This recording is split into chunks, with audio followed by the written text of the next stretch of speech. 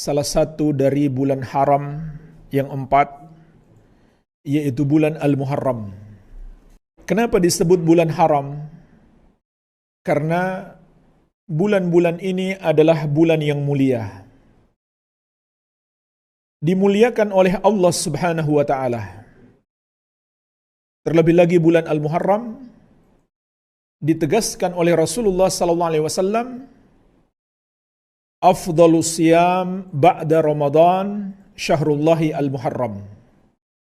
Sebaik-baik puasa setelah puasa wajib di bulan Ramadan adalah berpuasa di bulan Allah Al-Muharram. Jadi Rasulullah sallallahu alaihi wasallam menamakan Muharram sebagai bulan Allah Subhanahu wa taala, menunjukkan kemuliaannya. Sehingga jemaah sekalian, tatkala seseorang berbuat dosa di bulan haram, terlebih bulan Muharram, dosanya lebih besar dibandingkan di waktu-waktu yang lain. Begitu pula amal soleh, pahalanya lebih melimpah, dilipat gandakan oleh Allah Subhanahu wa taala. Sebagaimana kata Al-Imam Ibnu Katsir rahimahullah, wa ja'ala dzamba fihinna a'zam wal amala salih wal ajra a'zam. Dan Allah jadikan di bulan-bulan haram itu dosa lebih besar. Demikian pula amal soleh dan pahala lebih agung. Oleh karena itu jemaah sekalian, Allah Azza wa Jalla mengingatkan, fala tadlimu fihinna anfusakum. Maka janganlah kalian menzolimi diri-diri kalian sendiri di bulan-bulan haram tersebut. Surat At-Taubah ayat ke-36. Apa yang dimaksud menzolimi diri sendiri? Maksudnya adalah melakukan dosa. Karena setiap dosa yang dilakukan hamba, dia tidak merugikan Allah sedikit pun, melainkan dia hanyalah mencelakai dirinya sendiri. Maka hendaklah kita manfaatkan bulan Muharram, begitu pula bulan haram yang lain, untuk lebih memperbanyak ibadah dan menjauhi perbuatan dosa. Namun sangat disayangkan, justru ada sebagian orang di bulan haram melakukan dosa-dosa yang bahkan mereka tidak lakukan di selain bulan haram. Di bulan Muharram malah lebih banyak lagi yang mereka tidak lakukan di selain bulan Muharram. Oleh karena itu di kesempatan ini kita ingin mengingatkan bentuk syirik, bid'ah dan maksiat yang biasa dilakukan oleh sebagian orang di bulan Al-Muharram. Dan ini adalah tanda cinta yang hakiki insyaallah ta'ala kepada saudara-saudara kita yang masih terjerumus di dalam perbuatan dosa tersebut, agar mereka selamat, agar mereka mendapatkan hidayah dan dimasukkan ke dalam surga Allah Subhanahu wa taala serta dijauhkan dari api neraka. Inilah di antara urgensinya mengapa kita perlu amar ma'ruf nahi mungkar. Karena itu adalah bukti cinta yang hakiki, kasih sayang yang sejati kepada saudara kita. Kalau kita tahu saudara kita melakukan kesalahan, lalu kita diam saja, walaupun dengan alasan jangan sampai kita ingatkan nanti dia tersinggung, nanti dia anggap kita mencela dia, menyalah-nyalahkan, menyesat-nyesatkan. Lalu kita biarkan dia, justru itu kita tandanya tidak sayang kepada dia. Ketika kita mengingatkan dia, menasihati dia, itulah tanda cinta yang sebenarnya. InsyaAllah ta'ala kita akan menyebutkan 10 poin kesyirikan, bid'ah maupun maksiat yang biasa dilakukan oleh sebagian orang di bulan Muharram. Yang pertama adalah meyakini bahwa bulan haram itu bulan keramat, yang artinya bulan yang bisa mendatangkan kesialan, sehingga mereka khawatir untuk melakukan hajat-hajat mereka di bulan ini. Takut menikahkan anak misalkan, takut melakukan perjalanan jauh, dan hajat-hajat yang lain. Karena meyakini bahwa Muharram itu adalah bulan sial, bulan keramat yang dianggap sial. Maka jemaah sekalian, keyakinan seperti ini dalam ajaran Allah Subhanahu wa taala adalah termasuk dosa terbesar, yaitu dosa syirik. Termasuk menduakan Allah Subhanahu wa taala.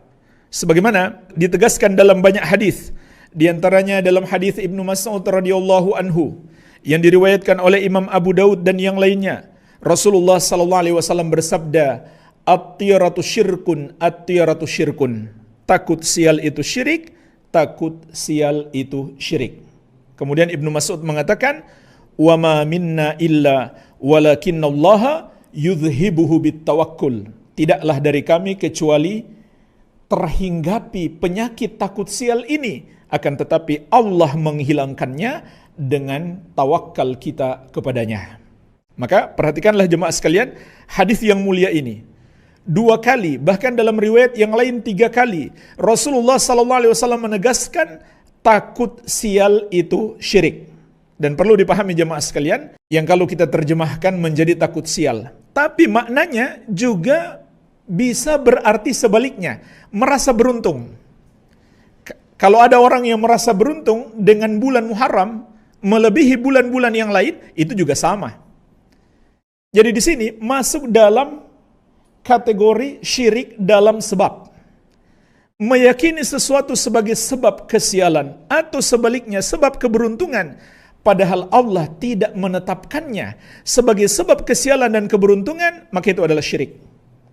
Karena hanya Allah Subhanahu wa taala yang Maha mampu menetapkan sesuatu bisa mendatangkan keberuntungan ataupun kesialan bagi hamba. Dan ketahuilah jemaah sekalian, tidak ada kesialan yang Allah tetapkan bagi para hamba kecuali karena dosa-dosa yang mereka lakukan. Sebagaimana Allah Subhanahu wa taala berfirman tentang Fir'aun dan kaumnya, itu merasa sial kepada Nabi Musa alaihi salam dan para pengikut beliau. Allah Azza wa Jalla mengatakan, wa in tusibhum sayyi'atu yattayyaru bi Musa wa man ma'ahu. Apabila mereka ditimpa keburukan, maka mereka menganggap Nabi Musa dan para pengikut beliau itu sebab kesialan. Maka jemaah sekalian, para ulama juga menjelaskan, menunjukkan bahwa ini tradisi orang-orang musyrik. Sudah ada pada zaman Fir'aun, takut sial mereka. Oleh karena itu, merasa takut sial adalah tasyabbuh kepada orang-orang musyrik. Di samping itu juga sudah termasuk syirik. Rasulullah SAW telah mengingatkan, man tasyabbaha biqaumin fahuwa minhum. Barang siapa menyerupai satu kaum, maka dia bagian dari mereka. Maka Allah Subhanahu wa taala membantah mereka. Ala innama ta'iruhum indallah walakinna aktsarahum la ya'lamun. Ketahuilah, kesialan mereka itu karena ketetapan Allah.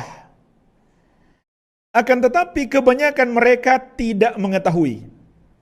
Kemudian di ayat yang lain, Allah menjelaskan mengapa Allah menetapkan kesialan bagi mereka. Qalu, sebagaimana dikatakan oleh para nabi dan rasul, ta'irukum ma'akum. Kesialan kalian karena dosa-dosa kalian. Jadi jemaah sekalian, tidak perlu ada yang kita khawatirkan di dunia ini sesuatu yang dapat mendatangkan kesialan kecuali satu saja, yaitu dosa-dosa kita. Karena dosa-dosa itu penyebab berbagai macam musibah dan malapetaka yang menimpa kita. Allah Azza wa Jalla mengingatkan, "Dhaharal fasadu fil barri wal bahri bima kasabat aydin nas liyudhiqahum ba'dalladzi 'amilu la'allahum yarji'un." Telah nampak musibah dan malapetaka di daratan dan di lautan akibat dosa-dosa yang dilakukan oleh manusia. Allah timpakan kepada mereka untuk membuat mereka merasakan akibat dari sebagian dosa mereka. La'allahum yarji'un, agar mereka bertobat. Dan jemaah sekalian, khusus di hari-hari yang kita hadapi saat ini, wabah, penyakit menular, musim pandemi yang berkepanjangan, maka itu juga masuk dalam ayat ini akibat dosa-dosa kita. Tapi Rasulullah SAW mengingatkan juga ada dosa khusus yang lebih membuat wabah itu menggila. Beliau bersabda, "Lam tadharil fahishatu fi qaumin qattu hatta yu'linu biha illa fasha fihimut ta'un wal auja'u allati lam takun fi aslafihimul ladzina madaw." Tidaklah perbuatan zina terjadi di satu kaum sampai mereka telah berani untuk selalu menampakkannya. Subhanallah, persis seperti yang kita saksikan hari ini. Betapa mudahnya perzinahan itu diakses oleh manusia di internet dan lain-lain. Tidaklah zina itu muncul, kata Rasulullah SAW, sampai mereka berani menampakkannya, kecuali akan muncul di tengah-tengah mereka wabah taun, wabah penyakit menular, dan penyakit-penyakit yang belum pernah ada pada generasi sebelum mereka.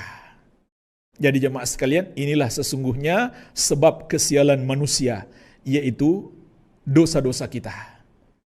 Tidak ada satu waktu pun, tidak ada tahun, tidak ada bulan, tidak ada hari, tidak ada angka-angka yang dapat mendatangkan kesialan.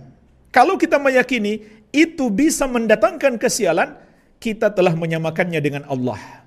Ini sisi kesyirikannya yang pertama, yaitu syirik dalam rububiyah. Sebab kita harus meyakini hanya Allah yang menentukan adanya kemanfaatan atau kemudaratan, adanya kesialan atau keberuntungan, yang menakdirkan segala sesuatu.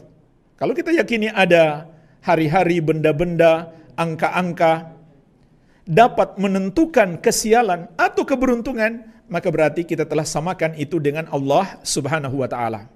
Dan mungkin kalau kita bicara keyakinan bulan Muharram itu bulan sial, banyak di desa-desa.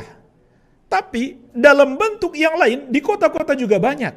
Lihat jemaah sekalian, di gedung-gedung megah, di hotel-hotel berbintang, tidak ada lantai 4. Coba masuk lift, kemudian lihat, tidak ada lantai nomor 4. Tidak ada pula lantai nomor 13. Tidak ada kamar nomor 4, tidak ada kamar nomor 13. Di perumahan-perumahan elit sama. Banyak yang seperti itu. Adanya nomor 12, kemudian 12A, kemudian 14. Subhanallah. Jadi ini banyak terjadi, bukan hanya di desa-desa, di kota-kota sekalipun. Bahkan di negara-negara yang katanya negara maju, ada maskapai pesawat, tidak ada kursi nomor 4, tidak ada kursi nomor 13. Kalau mereka pasang nomor kursi itu, penumpang dari negara tertentu tidak mau naik di kursi itu, karena meyakini itu angka sial. Subhanallah. Ini kesyirikan sekaligus kebodohan. Kebodohan, gak masuk akal. Mana bisa angka-angka itu memberikan pengaruh? Tidak ada pengaruhnya sama sekali, tidak bisa memberi manfaat, tidak pula bisa memunculkan kemudaratan. Maka termasuk syirik dalam rububiyah, meyakini itu bisa memberi pengaruh pada kemanfaatan atau kemudaratan. Yang kedua, syirik dalam uluhiyah, karena hati manusia bergantung kepadanya. Dan bergantung hati adalah ibadah yang disebut dengan tawakal. Wa 'alallahi fatawakkalu in kuntum mu'minin. Hendaklah hanya kepada Allah kalian bertawakal kalau kalian benar-benar beriman. Ketika hati manusia bergantung kepada bulan tertentu, angka tertentu untuk keberuntungan atau terhindar dari mudarat, maka dia telah bertawakal kepada selain Allah dan bertawakal pada sesuatu yang tidak memiliki hakikat, tidak nyata, hanya mitos, hanya khayalan, khurafat. Tidak ada dalil sama sekali dan tidak sesuai dengan akal sehat. Ini dua sisi kesyirikannya. Baik. Kemudian pertanyaannya, apakah syirik besar atau syirik kecil? Jawabannya tergantung. Kalau seseorang meyakini waktu bulan Muharram itu yang memberi pengaruh dengan sendirinya, menyebabkan orang-orang tertimpa kesialan, bukan Allah Subhanahu wa ta'ala, maka itu adalah syirik besar. Apapun itu. termasuk angka-angka, hari-hari, dan tempat juga, dan lain-lain. Kalau diyakini itu bisa memberi pengaruh dengan sendirinya, bukan Allah yang menetapkan, maka itu adalah syirik besar. Tapi kalau diyakini itu hanya sebab dan Allah yang menakdirkan adanya kesialan itu atau sebaliknya adanya keberuntungan, maka itu syirik kecil. Kenapa? Karena seakan-akan dia bersekutu bersama Allah dalam menetapkan sesuatu sebagai sebab. Tapi ingat, kalau mereka percaya kepada dukun, karena dukun yang mengabarkan, wahai masyarakat, saya ketua adat, saya kiai, saya ustadz, saya ingin mengingatkan, ini bulan haram, bulan sial. Nah, percaya kepada dukun adalah kesyirikan tersendiri. Dan ini adalah syirik besar. Tidak ada lagi syirik kecil kalau percaya kepada para dukun. Sebab Rasulullah SAW menegaskan, Man atakahinan aw arrafan fasaddaqahu bima yaqul faqad kafara bima unzila ala Muhammadin sallallahu alaihi wa ala alihi wasallam. Barang siapa mendatangi dukun atau tukang ramal lalu mempercayai ucapannya, maka dia telah kafir terhadap Al-Qur'an yang diturunkan kepada Rasulullah sallallahu alaihi wasallam. Apalagi dia tambah dengan ramalan-ramalannya, nanti akan terjadi musibah dan malapetaka tanggal sekian bulan sekian. Kalau tidak menjauhi hal-hal yang bisa mendatangkan kesialan di bulan Muharram, kalau tidak melakukan upacara-upacara sesajen dan lain sebagainya, maka lebih parah lagi. Sebab itu adalah ilmu tentang perkara gaib, sesuatu yang akan terjadi di masa depan. Allah Azza wa Jalla menegaskan, "Kulla ya'lamu man fis samawati wal ardil ghaiba illallah." Katakanlah, tidak ada yang mengetahui perkara gaib satupun makhluk di langit maupun di bumi kecuali Allah Subhanahu wa taala. Hadis yang lainnya jemaah sekalian diriwayatkan oleh Imam Ahmad At-Tabarani dan yang lainnya dari sahabat yang mulia Abdullah bin Amr bin Al-As radhiyallahu taala anhumah. Rasulullah sallallahu alaihi wasallam menegaskan, Man raddathu atiratu an hajatihi faqad asyrak. Barang siapa dihalangi oleh takut sial untuk melakukan hajatnya, maka dia telah berbuat syirik. Ini juga hadis yang lain menegaskan kepada kita, orang yang tidak jadi melakukan hajatnya karena takut sial, dia telah terjerumus dalam dosa kesyirikan. Namun Syekh Ibnu Utsaimin rahimahullah menjelaskan, sama saja, walaupun seseorang melakukan hajatnya, tapi masih dalam keadaan takut sial. Dia masih sangat khawatir akan tertimpa kesialan. Maka ini hukumnya sama saja. Apalagi kalau dia tidak jadi melakukan hajatnya. Kemudian, hadis ini ada lanjutannya. Qalu, para sahabat bertanya, Ya Rasulullah, fama kafaratu dhalik? Wahai Rasulullah, apa kafarahnya? Apa doanya? Qala taqul, hendaklah kalian ucapkan, Allahumma la tayra illa tayruka. Ya Allah, tidak ada kesialan kecuali kesialan yang Engkau tetapkan. Wala khaira illa khairuka, dan tidak ada kebaikan kecuali kebaikan yang Engkau tetapkan. Wala ilaha illa anta, dan tidak ada yang berhak disembah kecuali Engkau. Perhatikan jemaah sekalian, ini doa untuk kembali memperbaharui tauhid kita. Kalau muncul lintasan-lintasan fikiran takut sial atau merasa beruntung, maka bacalah Allahumma la tayra illa tayruka wala khaira illa khairuka wala ilaha illa anta. Ya Allah, tidak ada kesialan kecuali kesialan yang Engkau tetapkan, dan tidak ada keberuntungan, tidak ada kebaikan kecuali kebaikan yang Engkau tetapkan, dan tidak ada yang berhak disembah kecuali Engkau. Berdasarkan hadis-hadis tentang takut sial yang telah kita sebutkan, Syekh Al-Allamah, Profesor Dr. Shalih Al-Fauzan hafizahullah menyebutkan, maka untuk mengobati penyakit takut sial ini dengan 3 hal. Yang pertama, tawakal kepada Allah Subhanahu wa taala. Sebagaimana kata Ibnu Mas'ud radhiyallahu anhu, tidaklah seorang dari kami kecuali terancam dengan takut sial ini, akan tetapi Allah menghilangkannya dengan tawakal. Ini yang pertama, bergantung hati hanya kepada Allah. Yakin hanya Allah yang menakdirkan segala sesuatu. Yang kedua, al-mudi wa adamu ta'athur biha. Kata Syekh, tetap lakukan yang menjadi hajat kita dan jangan terpengaruh dengan takut sial ini. Wala tadhhar ala tasarrufatika, jangan pula nampak dalam tindakanmu. Jadi jangan kita melakukan tindakan-tindakan yang menunjukkan kita takut pada kesialan. Wa ma ka'annahu wujidat, maka lakukan seperti tidak ada apa-apa. Tidak ada kekhawatiran untuk takut sial. Ini yang kedua, lakukan hajat kita. Jangan pedulikan apapun kecuali satu yang harus kita takutkan, yaitu murka Allah karena dosa-dosa yang kita lakukan. Itu saja. Maka kita harus selalu bertobat dan istighfar.